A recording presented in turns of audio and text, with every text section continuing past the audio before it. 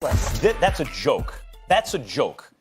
Obviously, you'll argue what you argue, but it's so clear it is Kawhi Leonard. Going into that series, I said these two are playing to see, in LeBron's absence from the playoffs, given his age, injury, the fact that he saves his best for the playoffs, and we haven't seen it now since the previous season, who's the best in the game? Kawhi ate his lunch. Grown man business. Giannis wasn't ready. Didn't want that smoke. Couldn't handle it.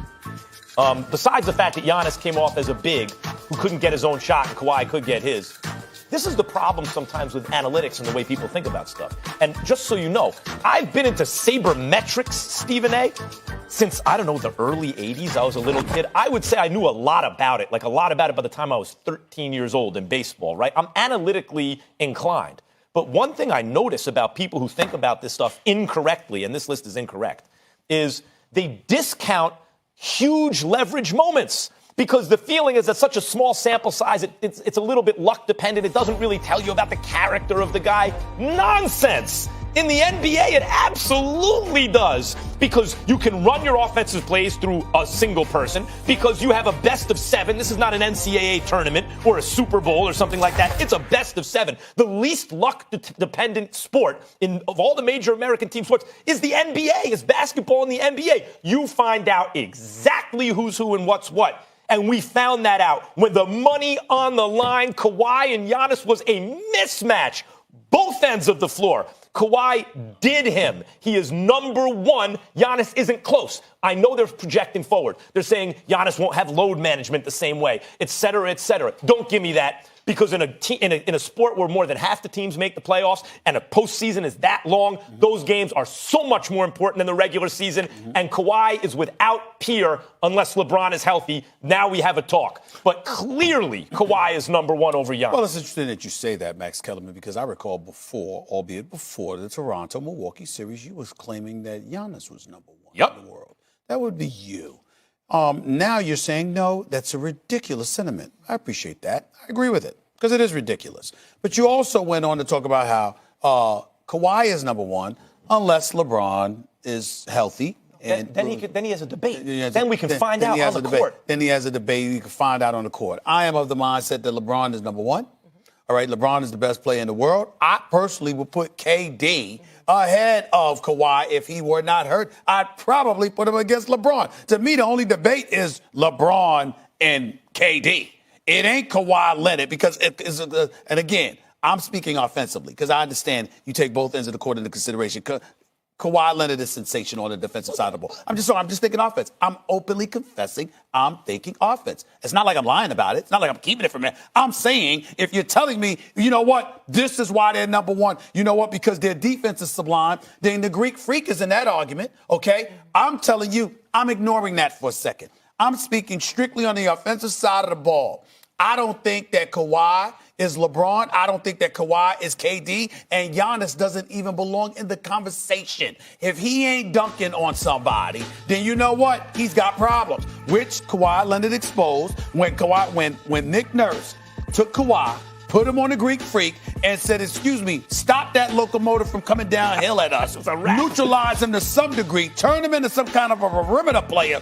All of a sudden, the Greek freak couldn't handle that, all right? So he got exposed. That's what I'm saying. So the Greek freak is taken out of the argument because offensively, I think he's incredibly limited until he develops a perimeter shot. So where would you put Giannis then?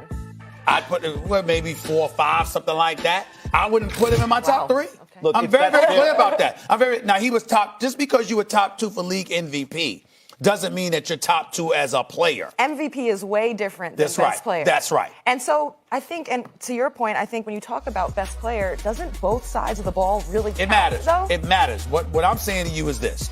It matters. But if that's the case, let's put Dennis Rodman in the conversation back. No, because he didn't have the offense. I understand that. What I'm saying to you is I'm only using that as an example, an extreme example nonetheless. I'm only using that to highlight the fact that it's all right to compartmentalize when you're honest and open about your preference and what you're discussing. Now, this is what I'm going to say. I know. You're at least mentioning, you're stating the fact that you are focusing more on offense. Because defensively, you know why I don't focus on LeBron defensively? Because he picks and chooses when to play. He does. And in high leverage moments, he's a great defender. But what I'm saying to you is because of the load they ask him to carry, that's why he takes a lot off defensively. Because they're not asking him just to score. They're asking him to run a team. So it's one thing is you don't have the ability to do it. It's another thing when that responsibility is not delegated to you because of so much you have. I totally agree. That's so long as in high leverage moments, you can still turn it on and do what you got to do. Right. I'm not even like, let's table LeBron for a second. I think LeBron, Kawhi, we could debate that another time. The Greek Freak, I did say was the best player in the world. He had the best regular season, and then he started to really find himself in the playoffs. And I thought he'd be a size mismatch for Kawhi. But don't get it twisted. I didn't go into that series saying definitely Freak is better than Kawhi. I said this series will determine who the best player in the world is. And look, Kawhi, that was by knockout. That didn't go up. That wasn't a split decision. That was Kawhi by KO both sides of the floor, even though the Freak is so much bigger than him.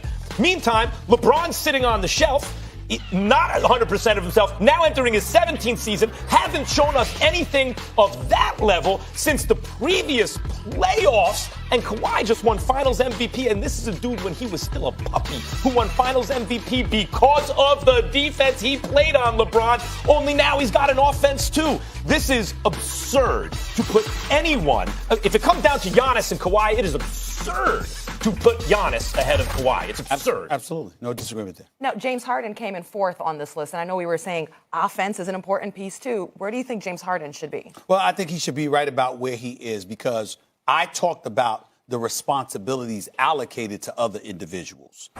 Then you have a guy like James Harden. Owner Tillman Fertitta comes on the show with us and highlights how effective James Harden was as a defender in the post. The flip side to it is that it's so rare that you see him play defense. And for so many years, he's been maligned for his unwillingness to defend that it's hard to put him above the other guys that we mentioned because of problem. Do you think that James Harden will ever win another MVP in I don't think so, but I think it's possible. Let me tell you this much. He will be an elite player and an elite offensive player. James Harden is the truth and a half. He's unstoppable. And the rules, and give him credit because he's a magician from the standpoint that he mastered the rules that are allowed today to his benefit. Let me say this about Harden. I couldn't care less if he never wins another MVP. Why? MVP in the NBA is a joke. Again, more than 50% of the teams make the playoffs. There's no such thing in the history of basketball. That guy was the MVP. His team didn't make the playoffs. That doesn't happen. If you're an MVP, you'll have enough. I mean, maybe it's theoretically possible. It's very low probability, right? So then wait till the end of the playoffs to say who's MVP. Who overall would you like to have? You could still get knocked out in the first round and say, no, not because of that dude. That dude was the MVP, right? Let me say this about Harden. I'm not even talking about, in this playoff series, he did well. He needs to come through under pressure. Like, you know who else I had questions about? Steph Curry. Good. And then this season, this last finals, when his team needed him most, which I hadn't seen yet from him, in the finals, he was killing them from three. He was hitting those big shots, not just taking them, hitting them. And I saw from Steph, for the first time in his career, when his team needed him the most on the biggest stage, him be the best version of himself. We have not seen that from James Harden, period. Like when he was bringing the ball up the floor and the game was on the line and they're at Golden State and they have a chance to steal one, I'm sitting there going, dribbles it off his foot. Then he takes the three, but he's not even looking to hit it. He wants to jump under Draymond Green's legs, looking for the refs to bail him out. I think he has it in him to be a champion. But he's got to do it when it matters most. And until he does that, you want to call him top five? You can. I think that's a stretch. But here's where I have a problem with you when it comes to James Harden. You don't take enough into account of who he's going against and what he's got to work with in the throes of that competition. Mike D'Antoni, to me, is a difference maker compared to a Steve Kerr, for example. I understand that Steve Kerr, and you look at KD and what he had to say, and sometimes as the playoffs wane, then it's about your individual skill set, which Steve Kerr concurred. But the bottom line is that for several years, we lamented those things about the kind of situations that James Harden was put in. You talk about the ability to make shots, all the three-pointers that they missed and what have you. I'm looking at the fact that particular game, Trevor Ariza did go 0 for 12, did go 0 for 9 from three-point range. I'm looking at the fact that they didn't have him last year, and they let him walk away, and then you acquired a Kenneth Faried as the season progresses, but then didn't use him come postseason time. I'm looking at Clint Capella being down. I'm looking at Chris Paul, missing 24 games each of the last two seasons. He was there in the playoffs this time, wasn't there the year before that. I'm just looking at it from the standpoint that when you look at James Harden, it's not just about what he does, it's also about who he's going against. But you got to see that too. Let me just say this, if you don't mind. Look, we all know it when we see it. If your team is going to lose ultimately by single digits in a Game 7 at home when you don't have your second best player and Trevor Ariza and your crew is going 0 for 27 from 3 at one point, then it is incumbent upon the best player on that team, if he wants to be champion, to hit his shots. And for those, and that's when I'm anti-analytics a little bit, because they're like, well, it's in a small sample size, anyone can make or miss. No. It comes down to the career legacy-defining moments come down to simply who's going to hit them and who's going to miss them. And so far, when it's mattered most, Harden has missed. He has to hit. This is one of the reasons why I'm looking so much forward to this upcoming season, because we have talked about all these other teams. We've even talked about Golden State and what they'll be once Klay Thompson comes back.